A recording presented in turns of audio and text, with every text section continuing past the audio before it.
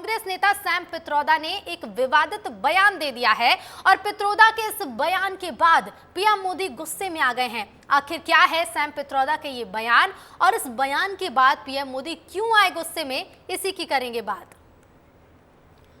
तो बता दें, कांग्रेस नेता सैम पित्रोदा ने विवादित बयान दिया, लेकिन ये कोई पहली बार नहीं जब सैम पित्रोदा ने कोई बयान दिया हो और उस बयान पर सियासत ना शुरू हुई हो।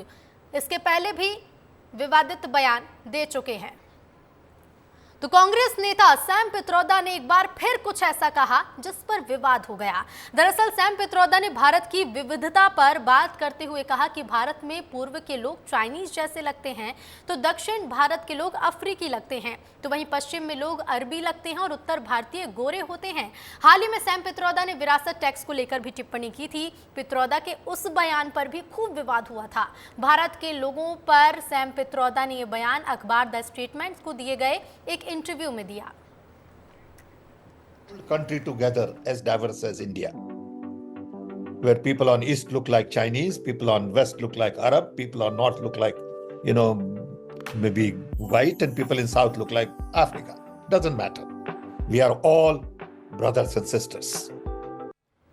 तो उधर सैम पित्रोदा के विवादित बयान पर प्रधानमंत्री नरेंद्र मोदी बेहद गुस्से में दिखे हैं। पीएम ने तेलंगाना के वारंगल में राहुल गांधी से इस मामले में जवाब मांगा। पीएम ने कहा कि मैं बहुत गुस्से में हूं, ये अपमान देश नहीं सहेगा और मोदी तो बिल्कुल नहीं सहेगा। आज मुझे पता चला कि अमेरिका में इस शहजादे के एक अंकल रहते हैं। ये शहजादे के अंकल वो उनको फिलोसोफर एंड गाइड है। और जैसे क्रिकेट में आजकल थर्ड एम्पायर होता है ना, कोई कंफ्यूजन हो तो थर्ड एम्पायर को पूछते हैं, और वैसे ही ये शहजादे ये थर्ड प्लेयर को कंफ्यूजन होते हैं तो सलाह लेते हैं। ये शहजादे के फिलोसोफर एंड गाइड अंकल ने बड़ा रहस्य खोला है।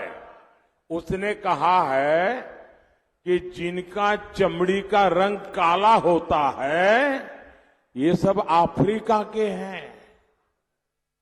मतलब आप सबको, मेरे देश के अनेक लोगों को चमड़ी के रंग के आधार पर उन्होंने इतनी बड़ी गाली दे दी। तो उधर सैम पित्रोदा के बयान पर चौतरफा घिरी कांग्रेस ने किरकिरी होता देख बयान से किनारा कर लिया।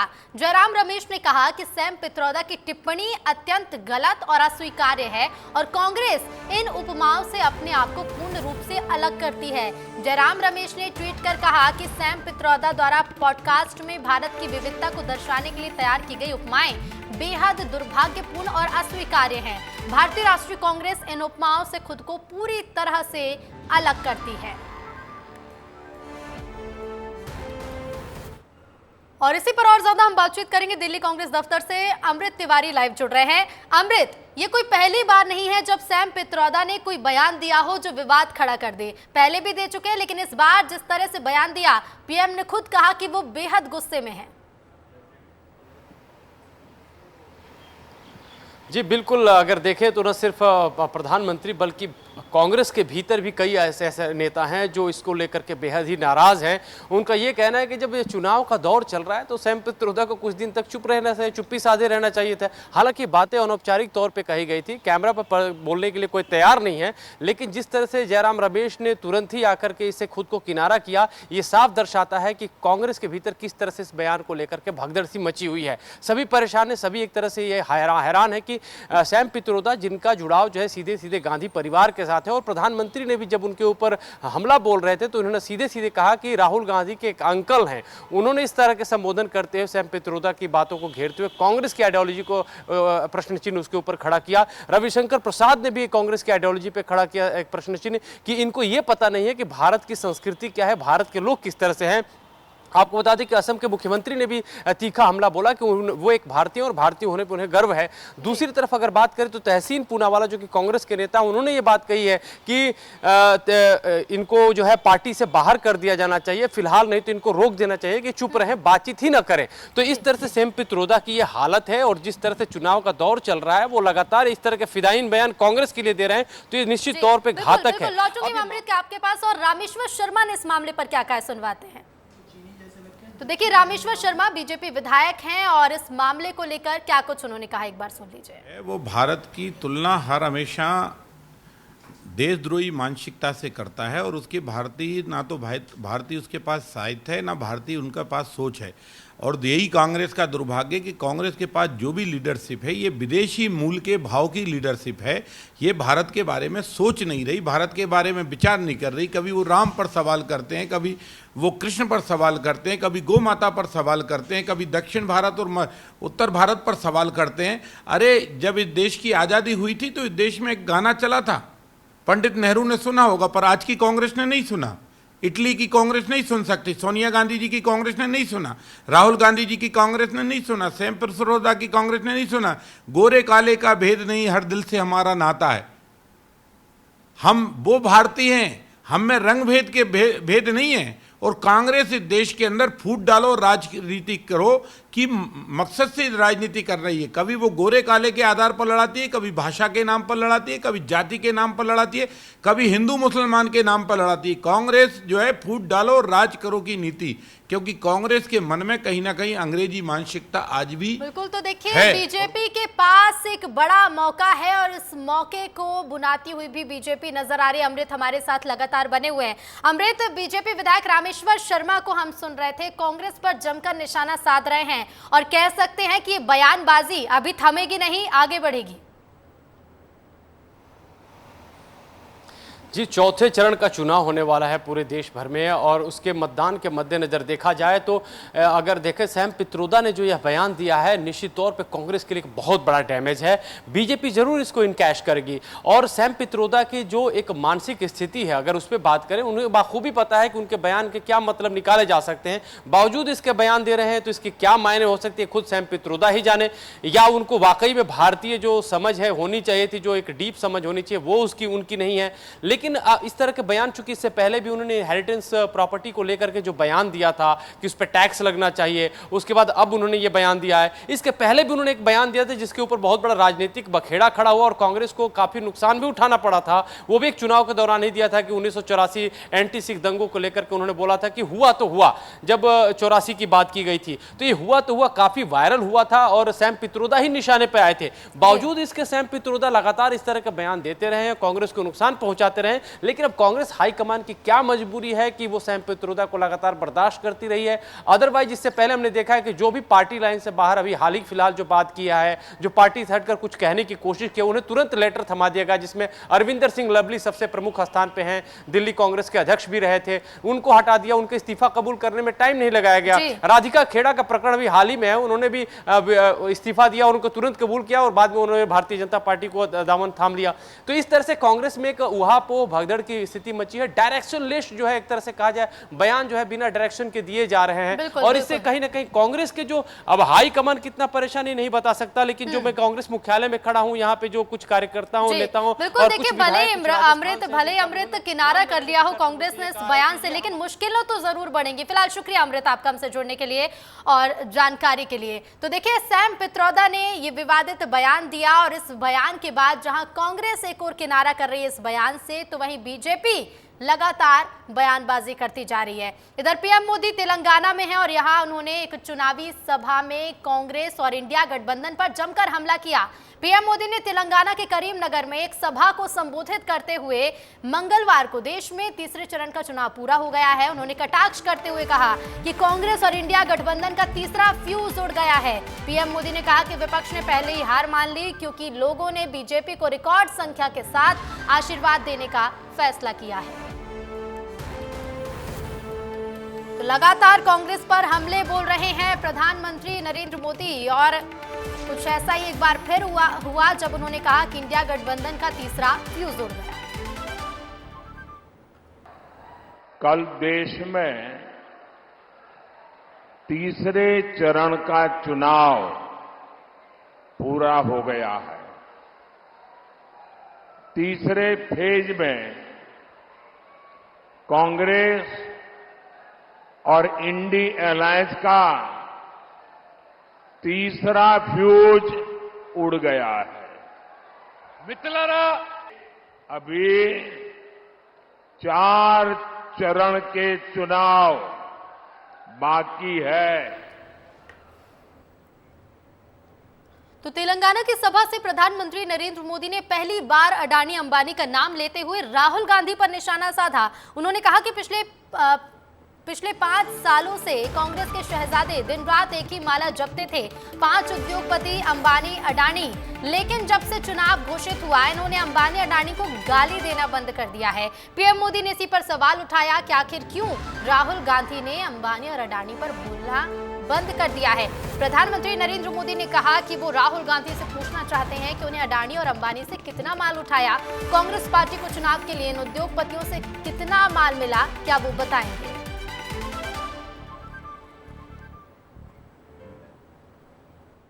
जब से चुनाव घोषित हुआ है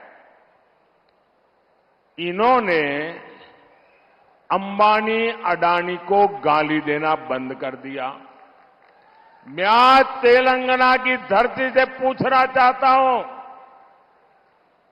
जरा ये शहजादे घोषित करें कि इस चुनाव में ये अंबानी अडानी से कितना माल उठाया है, काले धन के कितने बोरे भर करके रुपये मारे हैं, क्या टेम्पो भर करके नोटे कांग्रेस के लिए पहुंची है, क्या सौदा हुआ है। आपने रातों रात अंबानी अडानी इनको गाली देना बंद कर दिया। जरूर दाल में कुछ काला है। लोकसभा चुनाव को लेकर मध्य प्रदेश के मालवांचल की सीटों पर चौथे चरण यानी कि 13 मई को मतदान होना है। मध्य प्रदेश के मुख्यमंत्री डॉक्टर मोहन यादव मंदसौर सीट पर 2 दिवसीय दौरे पर हैं। आज सीएम मोहन यादव ने कांग्रेस और केजरीवाल पर जमकर निशाना साधा। उनके 2 मंत्रियों पर मुकदमे बने तो सत्येंद्र जैन या सिसोदिया उनसे इस्तीफे लिए, किसने लिए, उनसे क्यों लिए साहब? वो भी अंदर से सरकार का हिस्सा बने। या तो वो गलत या आप गलत, आप बताओ गलत कौन। और हाई कोर्ट से सुप्रीम कोर्ट तक सब यात्रा कर गया है, 4 धाम पूरे हो रहे हैं। बेटा, बहन, माँ, तीनों जमानत। और जब उनसे कहते कि साहब आपका घमंडिया गठबंधन, हमको घमंडिया क्यों कहते हो? अरे घमंडिया इसलिए कहते हैं कि जब तक पूरे देश में कोई पे भी मुकदमा बन जाए और आप उसको कोर्ट में चालान के बिना भी जेल में डाल दो तो आपको कोई कुछ नहीं कह सकता। लेकिन वही कानून आप पे लगेगा तो आप कहते हैं हम पे नहीं लगना चाहिए, हम पे नहीं लगना चाहिए। छत्तीसगढ़ में सभी सीटों पर वोटिंग हो गई है, जिसके बाद अब सीएम विष्णुदेव साय का बयान सामने आया। उन्होंने कहा कि लोकतंत्र के महापर्व का समापन छत्तीसगढ़ में हो गया है, अच्छा मतदान हुआ है। इसके साथ ही उन्होंने कहा कि हम सभी 11 सीटें जीत रहे हैं। देखिए, लोकतंत्र के महापर्व का समापन छत्तीसगढ़ में हो गया है। 3 चरणों में चुनाव था, तो कल 7 लोकसभा क्षेत्र का चुनाव संपन्न हुआ है और अच्छा मतदान हुआ है। और जिस तरह से हमने पूरे प्रदेश का दौरा किया है, हम पूरे विश्वास के साथ कह सकते हैं कि पूरी सीट छत्तीसगढ़ की 11 की 11 सीट भारतीय जनता पार्टी जीत रही। छत्तीसगढ़ के डिप्टी सीएम विजय शर्मा ने मीडिया से बात करते हुए शहरी क्षेत्र में हुए मतदान को लेकर बयान दिया। उन्होंने कहा कि शहरी क्षेत्रों में कम मतदान के कई कारण होते हैं। इसके अलावा उन्होंने भूपेश बघेल के यूपी दौरे पर निशाना भी साधा। इसके अलावा उन्होंने लोकसभा चुनाव में 400 सीटें जीतने का दावा भी किया है। गाँव में तो उत्सव के जैसा होता है, जो चुनाव है, मतदान है, उत्सव के जैसा होता है। सब लोग मिलकर इस काम को करते हैं। तो ये दोनों ही बातें हैं। शहर में भी और अधिक मतदान होना चाहिए। यूपी में काबा ये चला था।